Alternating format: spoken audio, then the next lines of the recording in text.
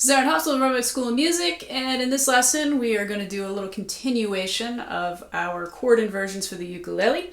My last lesson was about major chord inversions and how to take your major chords and move them around the fretboard. And in this lesson we are going to take the minor chords and learn how to move them around the fretboard. So you can play them in different positions. You can play more interesting chords and chord melody.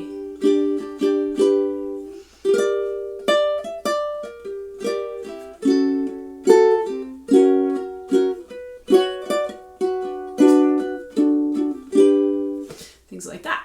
All right, so we're going to start with G minor, because that lends itself nicely to that open position with the open G. So if you want to move this shape around, you have to close off that G string, right? So you have to play it like this with the 3rd fret on the G string. All right, so now I've got this shape, and when I close that off, I can move this shape around now, and I can play all of my strings. If you just want to play the bottom 3, you can move that shape around like that. But if this is G minor, this is A minor, this is B minor, this is C minor, this is D minor, etc. So you can move that shape around like that if you're just playing the bottom 3, or you can close off that top G string and you can move that chord around like that. All right, so that's G minor in the open position, or that first position of the neck.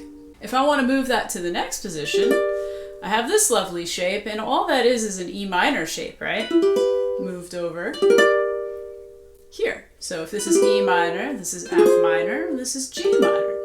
Like I said, you can play just the bottom 3, and these are easier to grab, these little 3-note chords, little triads. But if you want to close it off and play that G string, then you have to add this extra finger here.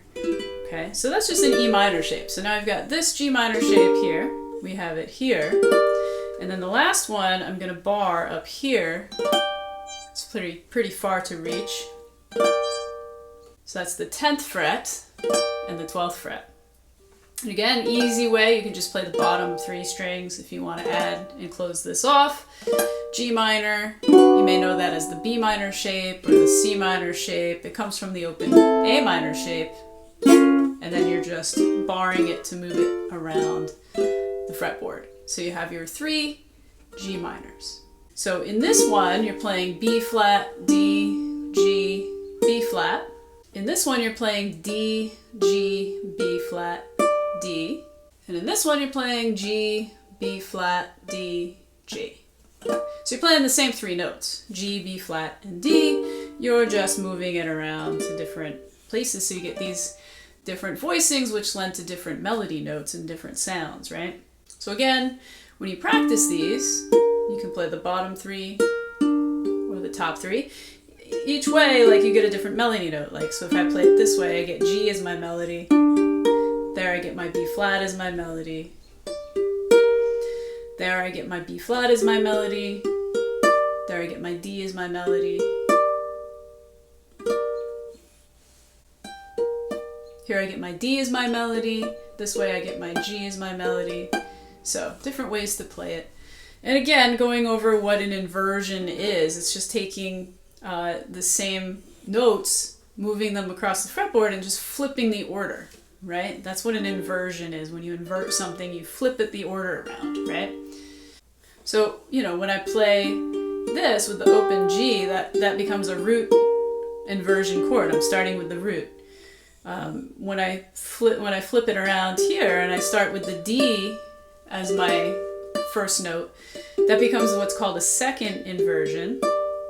And if I play it with the B flat as my first note, that becomes a first inversion. And then this is also root inversion. So root inversion, first inversion with the 3rd as the first note, and second inversion has the 5th of the chord in the as the first note. So that's with G minor. Now we're going to try all these with C minor. So this is my root inversion C minor, much like B minor, right? Just moved up. Here's here's my next inversion of my C minor, like that open G minor shape, just moved here. And then my last one is like that E minor shape, moved up here. So those are all the ways to play C minor, and you can practice them different ways of picking them so you get different melody notes. Oops.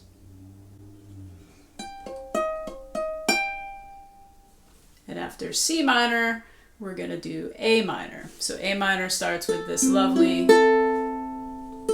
open A minor that everybody knows, which is actually this shape when you start barring it, right? It's a lot easier when you have the open strings, then you don't have to bar. So that's my A minor, and that's the root inversion. That's because that starts with the root of the chord. And the next one is going to be this one, much like the G minor, moved up a whole step to now have A minor. And that's a first inversion chord with the C, the third of the chord here.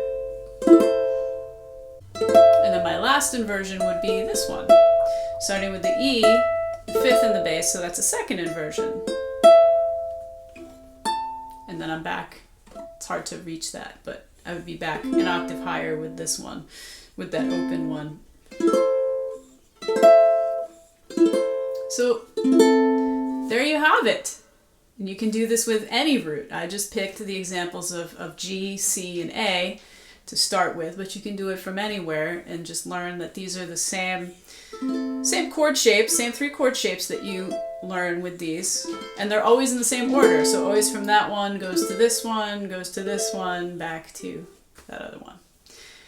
All right, so I hope you've enjoyed this lesson. If you haven't already, visit www.rhinebeckschoolofmusic.com and subscribe. Become a patron, patreon.com/Rhinebeck School of Music, and I'll see you at the next one.